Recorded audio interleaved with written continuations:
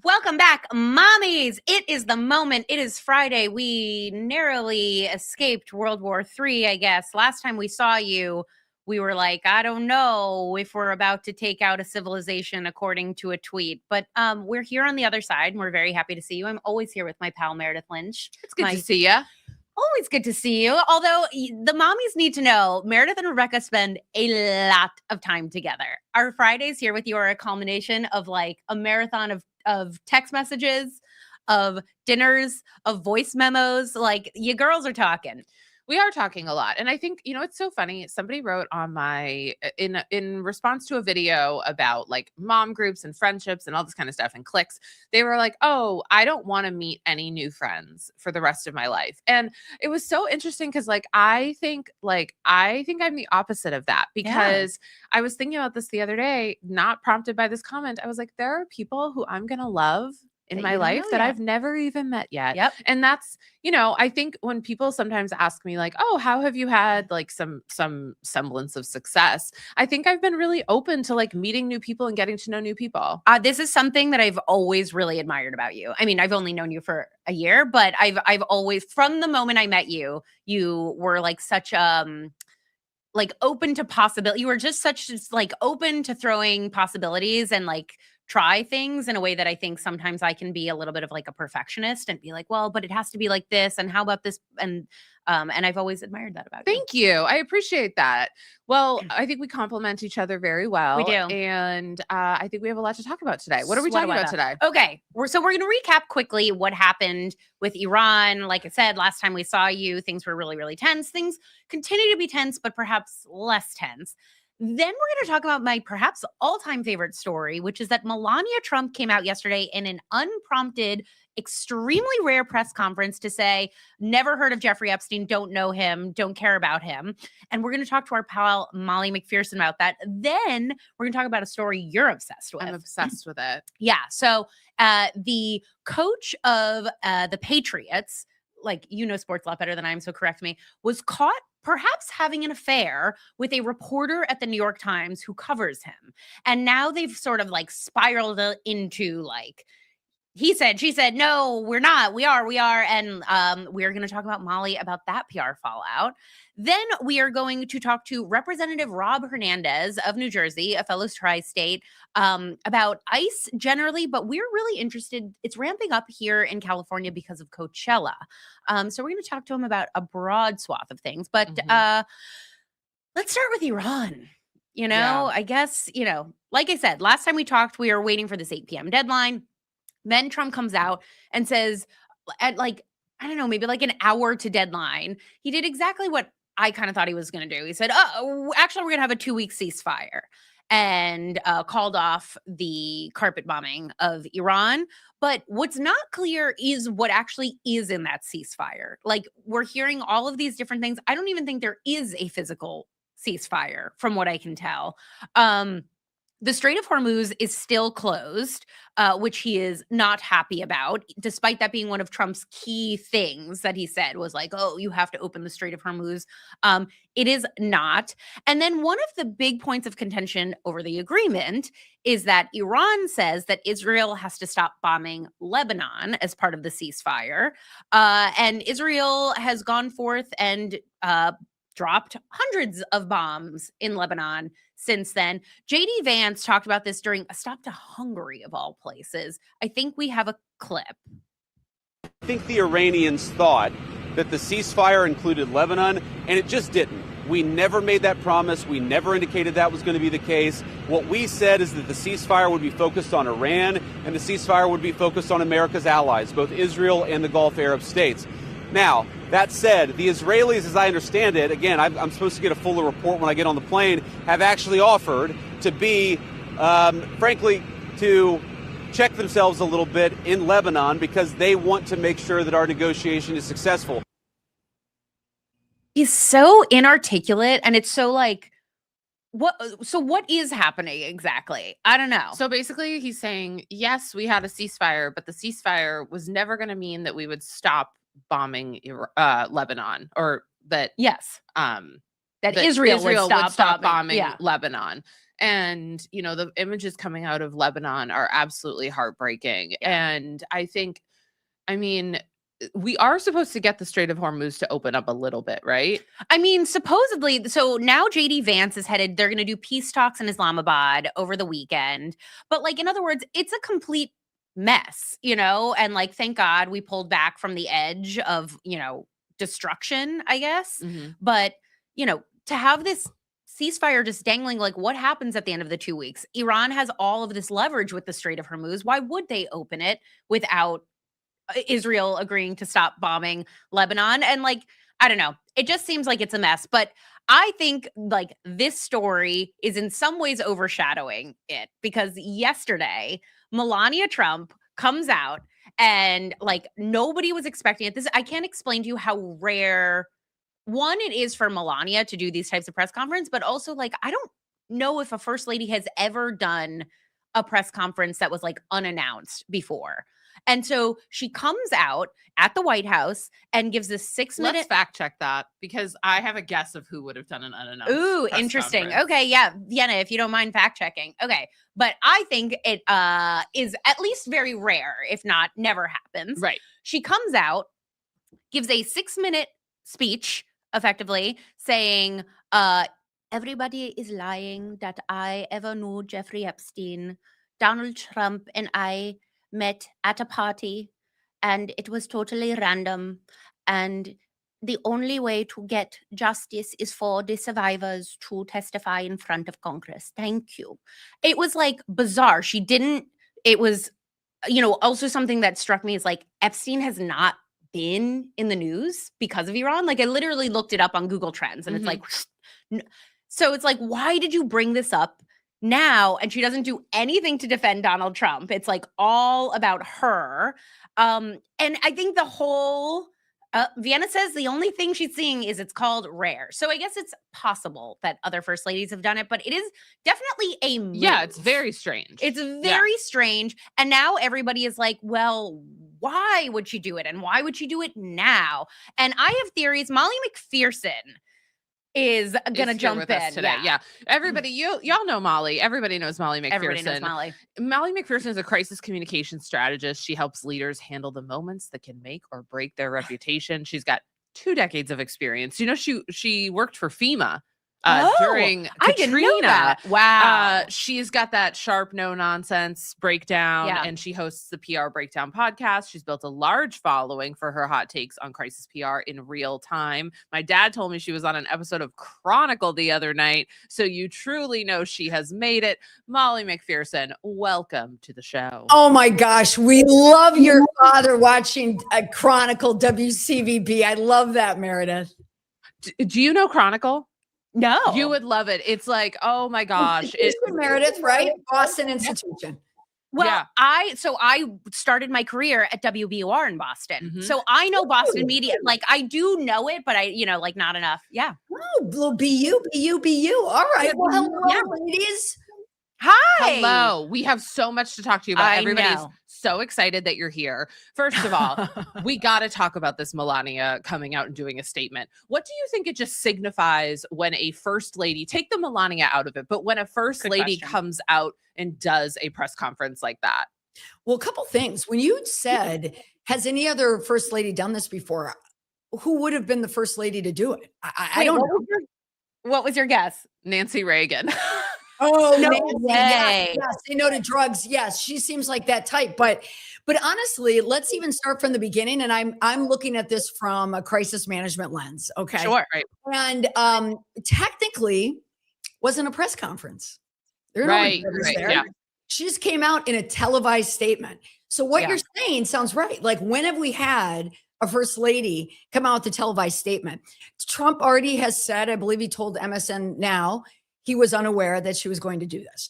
So I looked at it like last night and I thought there are so many moves that are happening with this that I immediately had to post it at social media. And right away it lit up and everybody was, chatting about it, because this really is a trending story. Because what is going on? So I have theories. Oh, give us a theory, please. Well, I have to hear Rebecca's first theory though. Okay. You're very valid in this. Well, I mean, like, I was so excited to talk to you about this because you do exactly this, where you're like, you look at this and you're like, okay, what could somebody possibly want out of this situation? Like, I think that sometimes people look at me and they're like, I don't know, she just wanted to say people didn't know about Epstein. And it's like, okay, let's look at the landscape.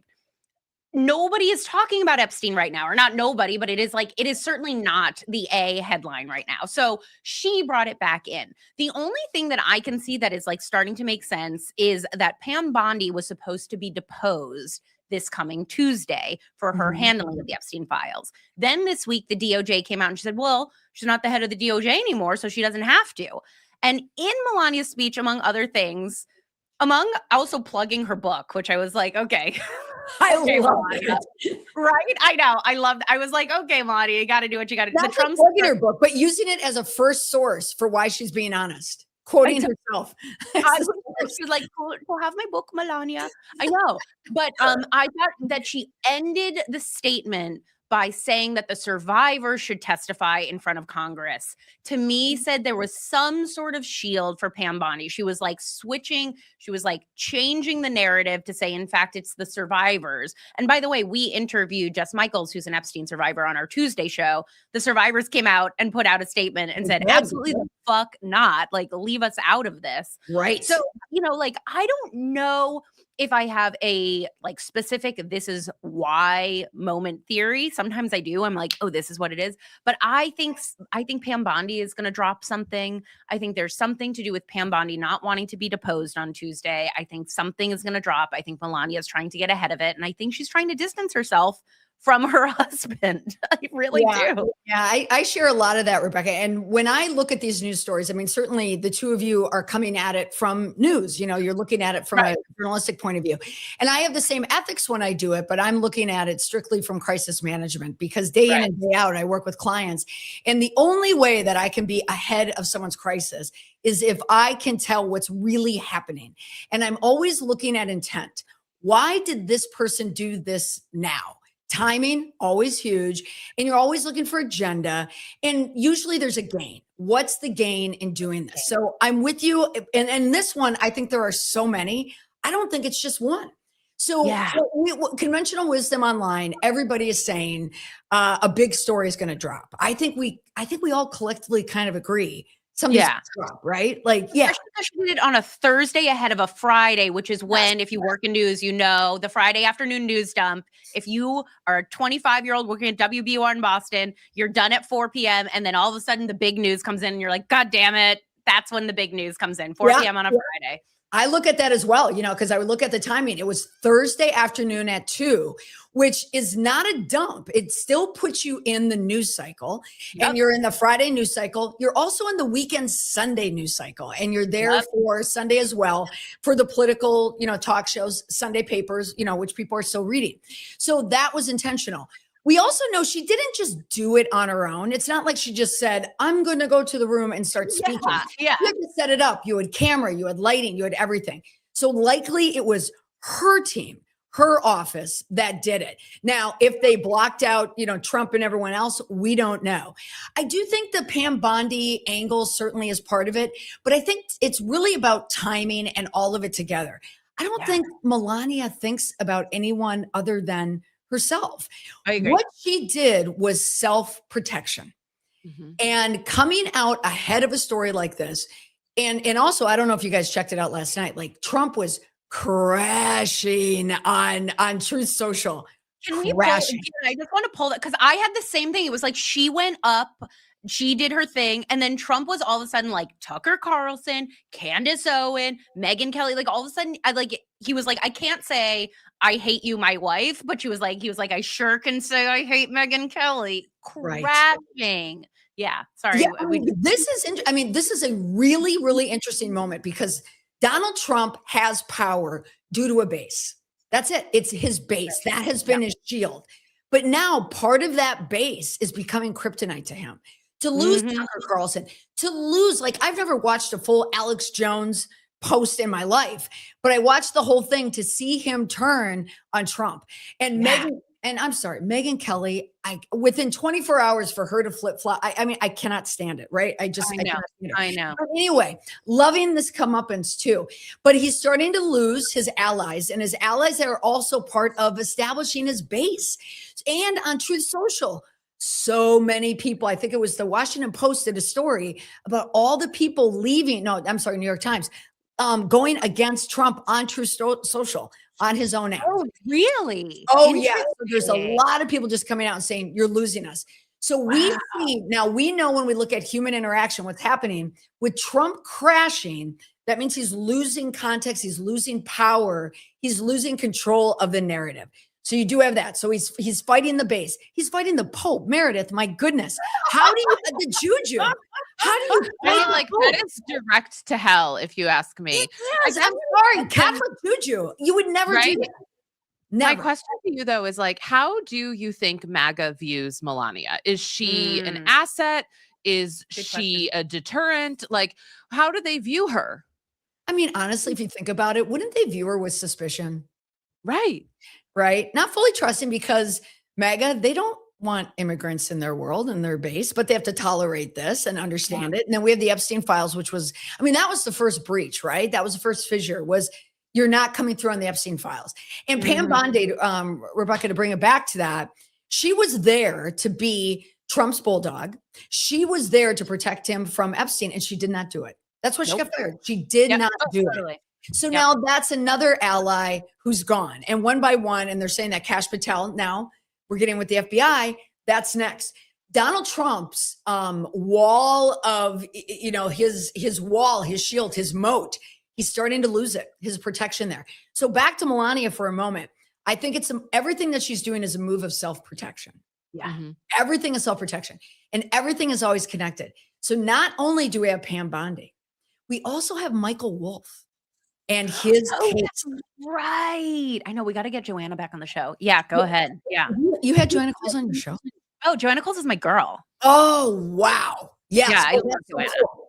Yeah, that case is coming up. He was able, because they tried to delay it and push it into federal court, so they would have to delay it. It's not working. So now Michael Wolff can depose. Now Melania has to be deposed. And now there's going to be more scrutiny about the relationship. And do we try this case in New York based on where Melania lives? And now more people are going to find out, likely, that she lives in New York and not in the White House, which is where she had this statement. So as you can see, there's so many dots around, gals, that we could go on forever about. Molly is going to go live at noon to talk about this on her channel. We want to talk about one more story before we let you go, because Meredith is obsessed with this. Yeah. Speaking of relationships that are getting scrutiny, let's talk for just a minute about Patriots head coach Mike Vrabel and New York Times reporter Diana Rossini. So obviously there were some photos that came out of the two of them at a resort in Scottsdale. And I think that their response was just as unhinged as Trump's.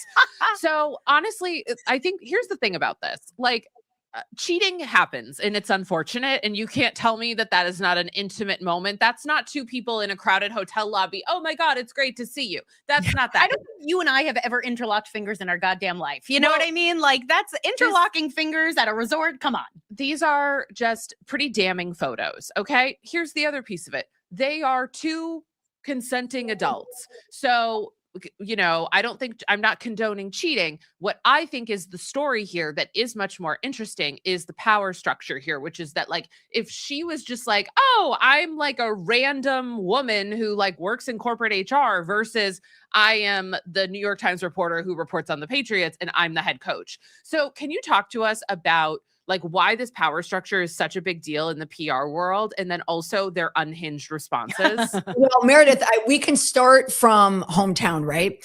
Right. Mike Vrabel. I mean, oh God, like, we love Mike Vrabel. He wasn't supposed to do this. We survived the Jordan Hudson era, all New England Patriots fans, and Mike Vrabel was coming in like clean, exciting, whatever. Right. This is very against brand. And it is creating, I think, a lot of problems on the inside. And you can see that in the response and what was happening. I'm with you. things happen. And I'll say, I had this conversation during the Patriots. Mike Vrabel's been dating his wife for a long time and, over 20 years. And usually when you get into that area, kind of anything can go. So I'm like you guys, I don't judge anyone on marriages. And there's been a lot of people online who say, and even clap back at me and Meredith, I'm sure they did with you as well, because I know you did a post on it. Leave him alone. It's no one's business. Like, yeah, it is. He's a coach of the Patriots. You're damn right. It's our business. It's everybody's business. And she's a reporter, Rebecca, journalism ethics. Like, you have hot tubs with your sources, right?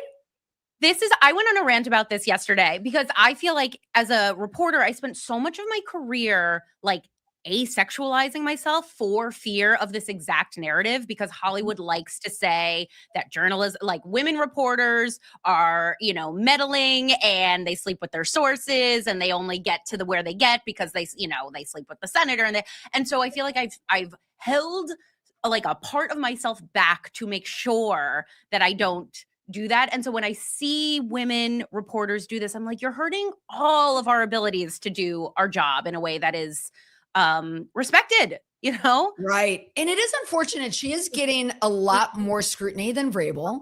So we don't like that from a female point of view. However, a lot of the stories about her and a lot of the clips about her have not been great. And so there is that. But to go right back to the beginning, Meredith, when we were talking about like some of the moves here, quickly what I saw, I'm always looking for intent again. And what are you trying to cover? And to me, it's so incredibly obvious, because their first response was a delegation response. They had to punt it to their friends. And Vrabel and Rossini, they canceled each other out. Because one sources had, we were with a group of friends. And then Rossini sources said it was a girls' hiking trip. And then someone didn't get the memo. And then, we're all together. Like, this is when I would lie to my dad and say like, we're all going to so-and-so's house. And then and then your friend would lie and then say, the parents, like, no, we got to be on the same page if we're going to create the exactly. Exactly. Yeah. So that's when it really falls apart. And then probably got a lot of pressure from the New England Patriots, from Kraft. And he came out with the statement, and he did when I hear it, I go, ugh, it's when he had to demean people for thinking it's even a story. It's laughable. When anybody does that, they're showing contempt. And whenever there's contempt in a official response, I always think, there's something there. So And you know what someone told me, and this is of course just gossip and hearsay, someone told me where they're standing in that thing where they're lovingly looking at the mountains, which I don't even do that with my own husband, but in this image someone told me that that's like a private patio. Yes, it is. So it's not like, that's like, and they're like, you didn't see all the 6 friends around us. I'm like, listen, I see a lot in that photo. I don't see another human. Exactly. And the 3 sources they had, eyewitnesses, they asked, did you see other people? And they said, no, it was him with a girl. I'm surprised that the New York Times, they're standing by her. They're standing by her. And I kind of, because it's the Athletic. I mean, it's the Athletic, and they run it. So she's a New York Times reporter, so they have to. But they know. Yeah. I'm surprised that they aren't like, we're looking into this. I feel like the New York Times, for better or for worse, has struggled with trust from its Gen Z audience specifically. And so I'm surprised that they're not like, we're looking into this. We hold our reporters to the utmost standards, and we're looking into it. And Rebecca, they did the opposite. They came down hard. They came down really hard to say, how dare anyone even question this?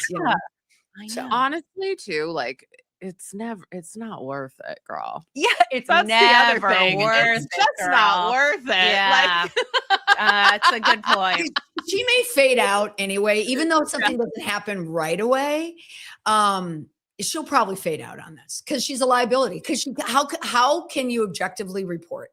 She can't report on the Patriots. Yeah, of course. The last thing I'll say is like Olivia Nutzi. It was like at first they're like, we're standing by her. And once it all quiet down, they're like, we're parting ways. So I could see them doing that so it doesn't become the huge story. But Molly McPherson, we'll have to have you back soon because this has been I can't wait to see your live at noon and hear like a deep dive into all of your theories about what's going on with Melania, because we will be watching here on The Moment. Oh, that's great. Well, ladies, it was so great seeing you. Thank you for inviting me. I would love to come back. Yes, come back. Molly. Bye. Bye. Molly's so smart. Wow, we are going from one to the other today. Boom. I'm gonna have to get Representative Menendez take on all the gossip and hearsay coming out of the Scottsdale. Yeah. Was it Scottsdale? No, what's the other one? I don't know. Gabby's yelling in the booth. Is she yelling Arizona cities? What's like the cool one? It was the cooler city. Tucson. Sedona. No, Sedona. That's Okay, the cool one. That's the cool one. Anyway, let's get right into it. Representative Menendez represents New Jersey's 8th congressional district. He was first elected in 2022. He previously served as commissioner of the Port Authority of New York and New Jersey and is an attorney by training. In Congress, he serves on the House Energy and Commerce Committee and as vice chair of the Policy for Congressional Hispanic Caucus. Representative Menendez, welcome to the show. Great to be with you both. Thank you so much. Good morning. Do you have opinions on the Patriots coach So having an much. affair? You know, as a Giants fan, it's just great to see because it sort of like Honestly? covers our dysfunction as an organization. So it's fantastic. I love it. I love to see it. Love to see it. I was going to ask, what's the New Jersey football team? But I guess the Giants. It's a New York. Giants, Jets. If you're in South Jersey, the Eagles. So we got like a whole mix Got a whole- up by us. But I'm a Got it. Giants fan, and twice in the Super Bowl in my lifetime, we beat the Patriots. So all good There here. you go. There You know go. what? I will say it once and I'll say it again. If the Patriots have no haters, I'm dead. And I'm from Boston, but like, I'm sorry. I'm an underdog queen and I have had just about enough. Yeah. And you guys thrive on it. Like you guys are uncomfortable winning championships. You guys like to be more upset that other people win championships than enjoying the fact that you win championships now. It's an awkward thing for Boston sports fans to be. Well, here's the pivot that I'm going to make is last time that in California, we were talking about an ICE surge was around the Super Bowl that took place here. Now, Meredith is the person who pointed out to me this week, there's actually a surge of ICE around the Coachella festival that happens outside LA. And so we wanted to talk to you about some of the happenings with ICE, because in some ways it's fallen out of the headlines because of all the chaos in Iran. So I guess to start with, has anything changed since Mark-Wayne Mullen took over DHS from Kristi Noem, or is ICE running exactly the same? Yeah, exactly the same. But you're right. They've pulled out of very public spaces, and sort of the escalation that you saw in Minneapolis, Charlotte, New Orleans. So it's more low profile than those moments. Again, amidst all the chaos that's happening across the world, including with Iran. But we visit the 2 private detention centers in New Jersey, and they are continuing to round up people who have no criminal records. Last week when we were there was a pastor from Elizabeth, New Jersey, a pastor who was being detained at Delaney Hall. So they're continuing to tear families apart, continuing to tear communities apart across the country. And it's important for it to stay top of mind for folks across the country. You have been visiting some of these detention centers, and there's not a lot of people who've been inside and getting to see this.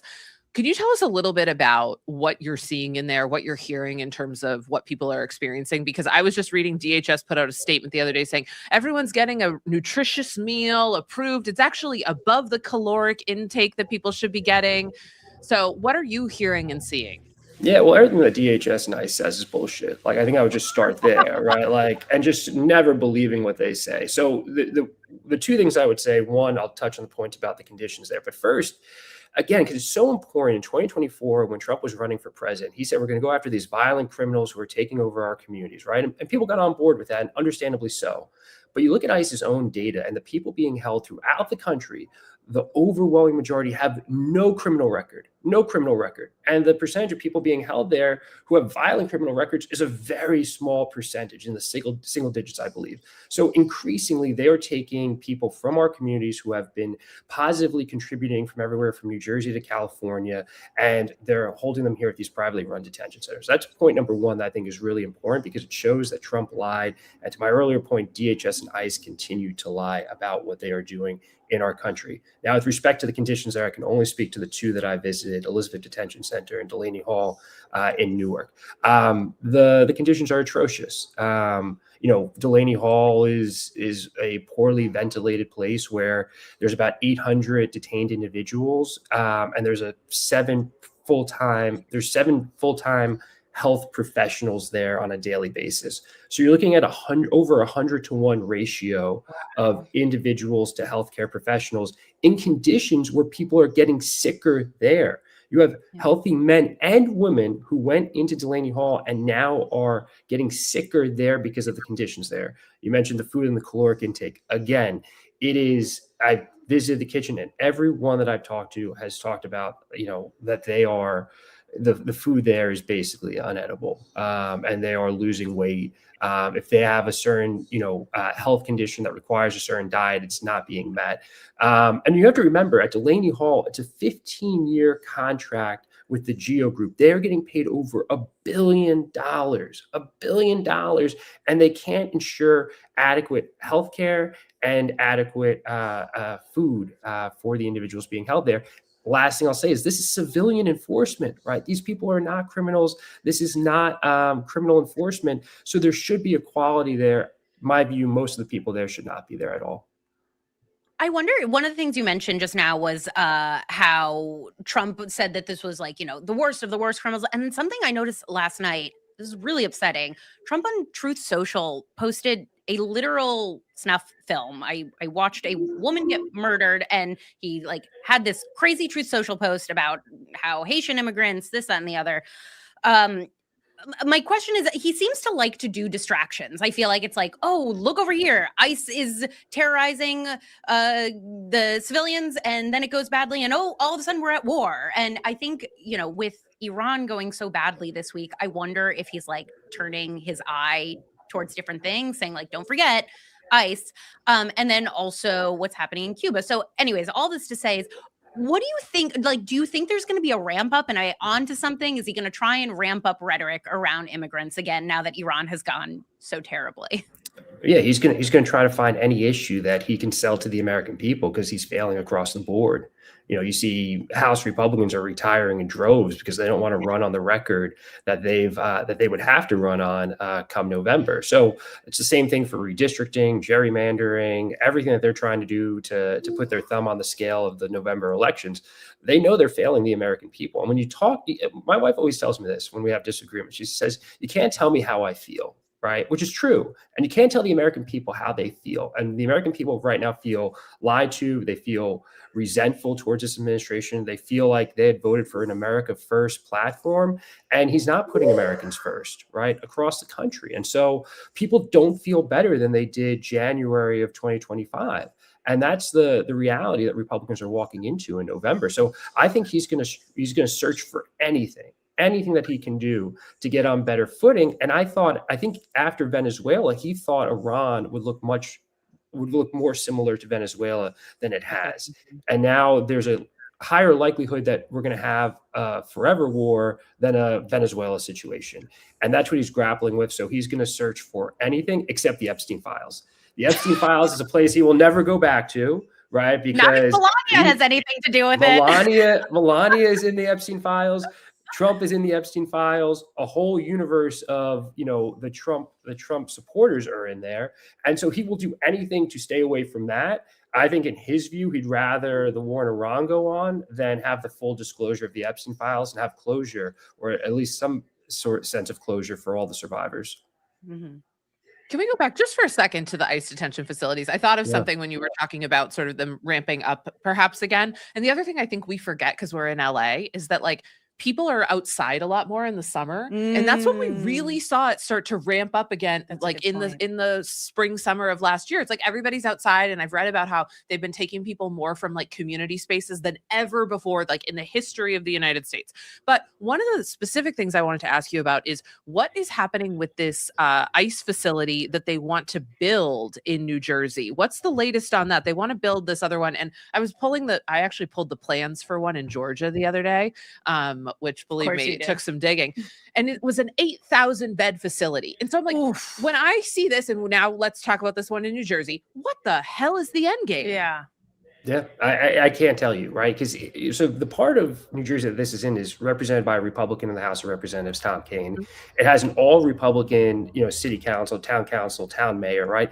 Everyone in Roxbury, New Jersey, largely Republican town, is against this facility, right? They're referencing it as like a processing center for 1,500 people. It's a commercial warehouse. There's like 4 bathrooms there. They would have to completely retrofit it to hold 1,500 people. They would have to completely change the infrastructure around it. It's just a terrible project. And even Republicans in New Jersey believe it's a terrible project. And so we've been fighting against it since it was a conception of the Trump administration. They're continuing to move forward with it. The one thing I'm hopeful that Secretary Mullen may consider is he said that he's going to go back and look back at a lot of these facility purchases that were made under the prior regime, under Secretary Noem.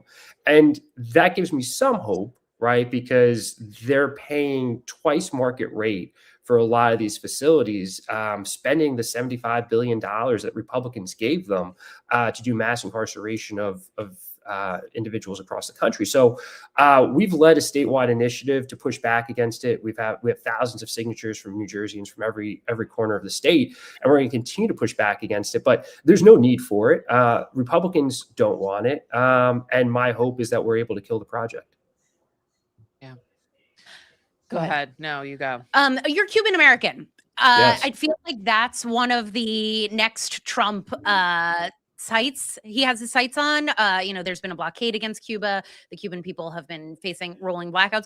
What are you thinking about and watching as somebody who's descended from Cuban immigrants? Yeah, listen, there's always the hope that, we would have a free and democratic Cuba. It's something that is, something that I'll always hope for the people of Cuba, to see what that looks like and feels like.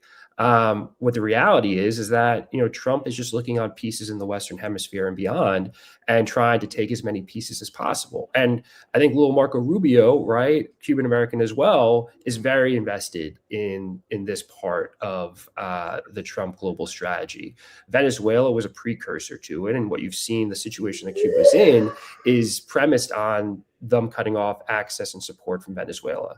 So now you've seen Russia take a larger role, right, and trying to once again support Cuba, recommit to Cuba, and that's a challenge for the United States. It goes back to sort of the beginning of the Castro regime, and having a then Soviet, right, presence in the Western Hemisphere.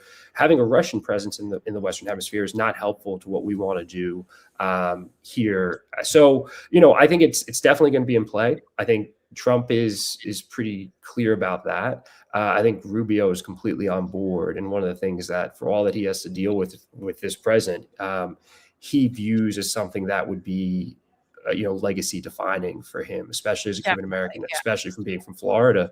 So how it all works out, I think is unknown. The Cuban regime is not backing down.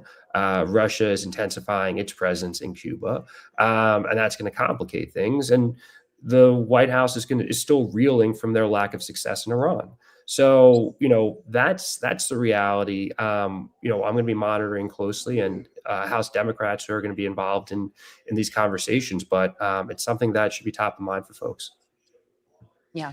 Yeah, I think one of the things with Cuba is like we hear a lot of different things about what we should think about Cuba. Like people are always telling us like you should feel bad for them or actually leave them alone. And so as a Cuban American, what do you wish like people who maybe like Rebecca lived in Cuba? I've never been to Cuba. I guess that my question is like, what do you wish sort of the normies knew about Cuba?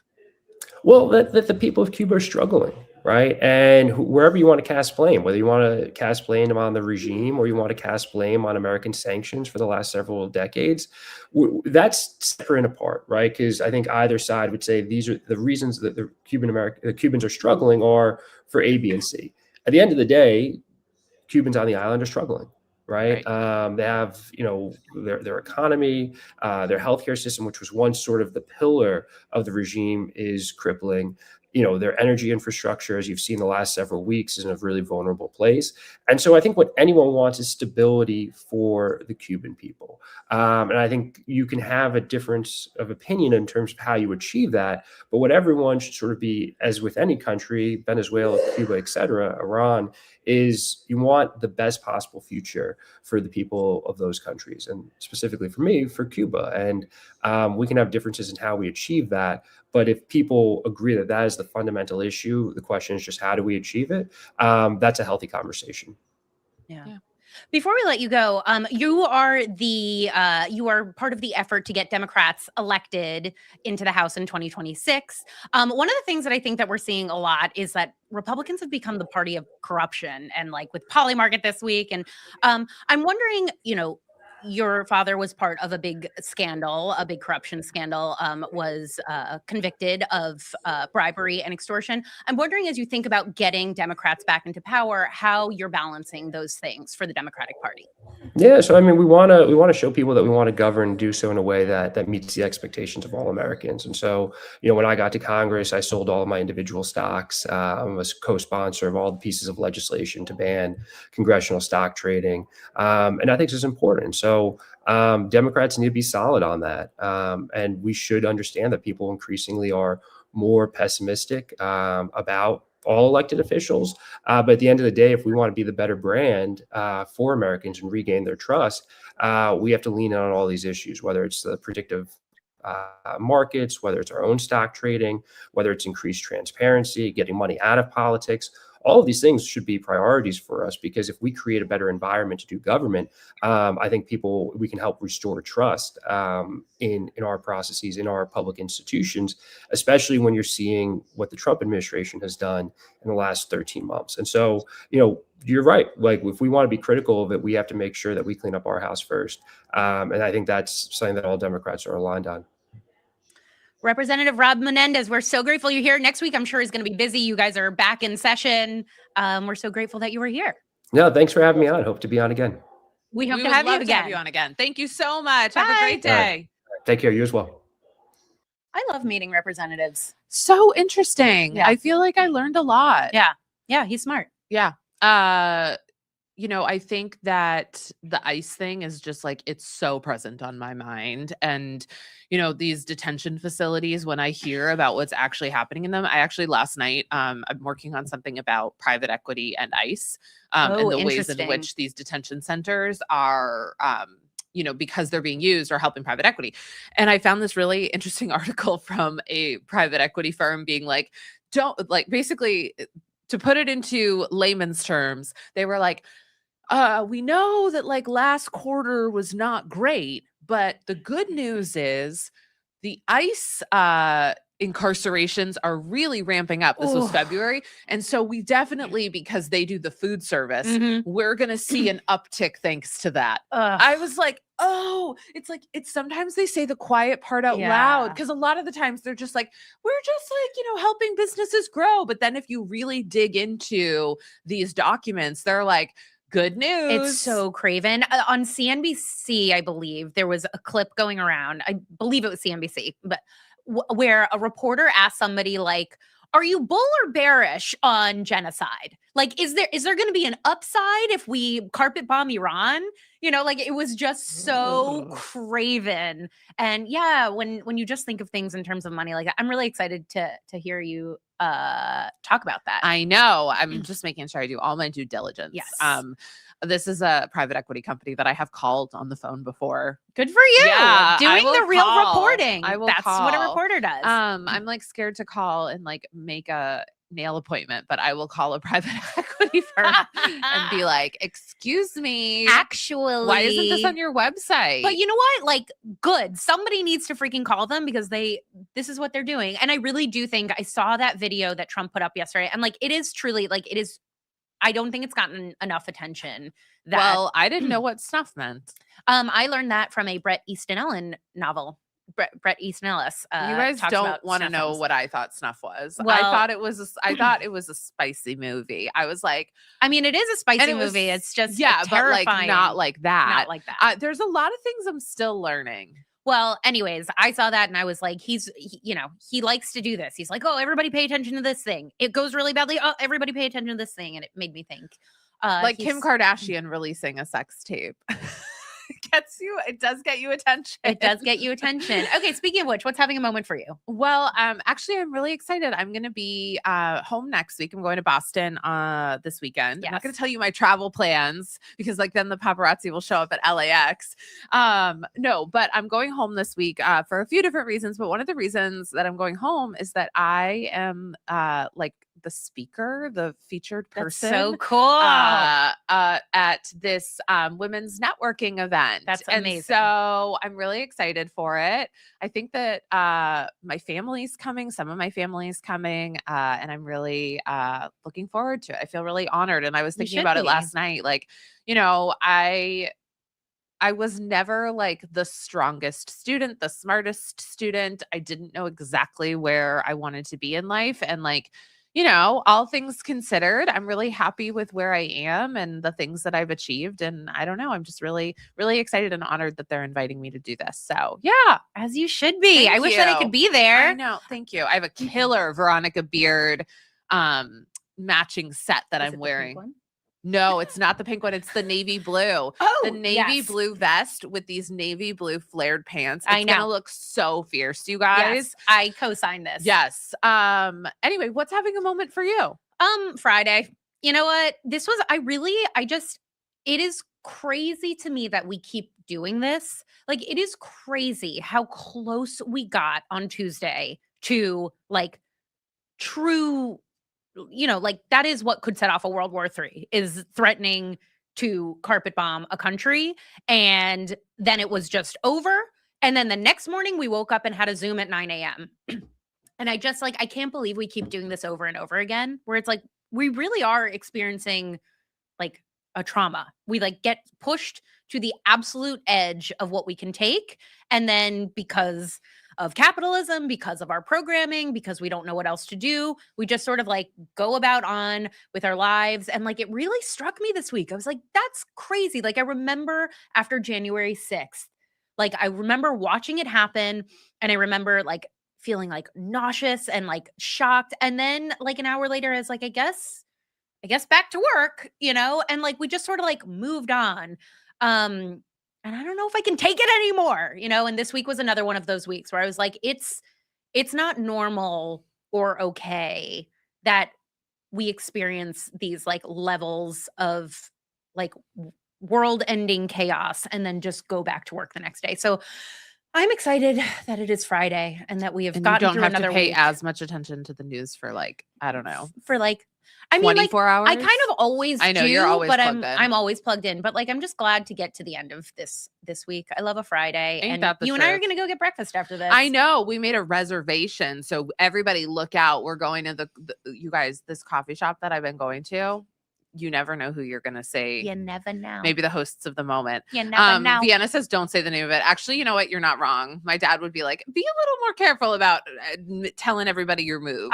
You know, it's funny. I like, you know how you like replay moments in your head where like, I got that wrong, where I asked Representative Jake Auchincloss where he'd be for spring break. And then you were like, don't dox him. And I was like, oh, right. This is not a Zoom call where I'm just like kicking it. So yeah, let's not dox anybody on this show. You guys, thank you so much for hanging out. We will be back on Tuesday, not in the studio, but we can't wait to see you. And if you're not a mommy yet, please subscribe on YouTube. It is really helpful. I can't tell you guys how challenging, how many barriers there still are to women reporting, talking about news and politics. And the only way we can push this project forward and keep having that voice out there, keep being a place where women feel safe to get the news, talk about the news, ask about the news, is with your help as subscribers. So please subscribe to The Moment, become a mommy, join us here. We'll be back on Tuesday. We'll be back on Friday. Somebody wrote in and said, oh, she passed chemistry. How cool of her. What does that even mean?